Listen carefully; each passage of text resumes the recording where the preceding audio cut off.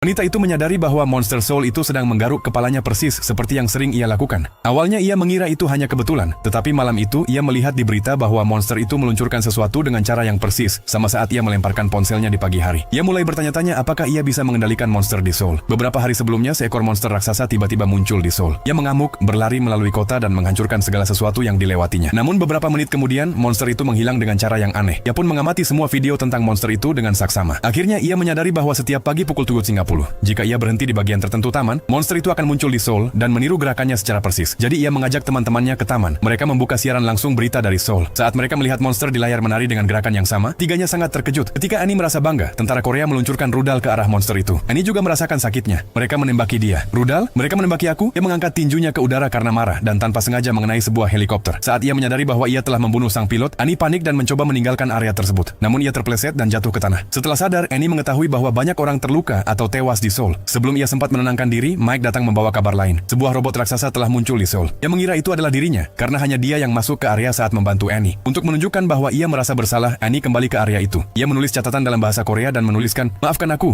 di tanah. Setelah ditayangkan di berita, pandangan orang-orang mulai berubah. Mereka berpikir bahwa monster itu tidak punya niat jahat. Sejak hari itu, Annie tidak pernah kembali ke taman. Saat Annie sedang berkencan, Mike merasa cemburu. Ternyata diam-diam ia telah menyukai Annie sejak lama. Penuhi kemarahan, ia masuk ke area itu hanya untuk mengganggu. Annie menyuruh Mike keluar dari area itu, tapi ia menolak. Kesal, Annie menamparnya. Tapi bagi orang-orang yang melihat dari Seoul, tampaknya monster itu sedang melindungi manusia dengan mengalahkan robot. Dalam sekejap, monster itu menjadi simbol keadilan. Bahkan banyak meme yang dibuat tentangnya. Malam itu saat Annie masih kesal, ia membuka pintu dan melihat Mike telah masuk tanpa izin. Ia datang untuk menyatakan cinta. Ia telah membantu Annie selama ini karena sudah mencintainya sejak kecil. Saat mereka berbicara, Annie menyadari betapa mengontrolnya Mike sebenarnya. Lalu ia mengingat sesuatu dari masa kecilnya. Figur kertasnya terbang ditiup angin. Mike bilang akan membantu mengambilkannya, tapi ternyata ia justru menginjaknya diam-diam. Dan Annie melihat semuanya. Saat itu petir menyambar mereka tiba-tiba di taman. Annie sedang mengerjakan figur monster, dan Mike membuat robot. Petir itu memberikan kekuatan pada mereka berdua. Setelah Annie mengingat semuanya, ia langsung mengatakan pada Mike betapa menyimpangnya cara berpikirnya. Mike berhenti berpura-pura, menunjukkan senyum jahat, dan lari ke taman lebih dulu darinya. Ia ingin membalas dendam pada Annie dengan menghancurkan segalanya. Annie menghadapi Mike dengan berani, tapi ia terlalu lemah untuk menang. Setelah beberapa gerakan, Mike menjatuhkannya. Ia terbaring di sana, hanya bisa menyaksikan Mike menginjak-injak area itu. Sebelum pergi, Mike memperingatkannya. "Kalau kau pernah meninggalkan kota ini, aku akan membuat kekacauan setiap pagi." Annie yang baik hati dan tak berdaya menangis. Ia pulang dalam keputusasaan. Lalu ia menemukan rencana berani untuk menyelamatkan orang-orang tak bersalah yang jauh dari sana. Ia segera memesan penerbangan dan pergi ke Seoul sebelum fajar. Benar saja, ketika Mike menyadari bahwa Annie telah pergi, ia lari ke taman untuk melampiaskan kemarahannya. Sesaat kemudian, robot baja itu muncul di jalanan Seoul dan mulai membuat kekacauan di pusat kota. Namun saat ia mengangkat kakinya yang berat untuk menginjak seseorang, tanah di belakangnya mulai bergetar. Sebelum ia bisa bereaksi, monster Korea itu muncul tepat di depannya.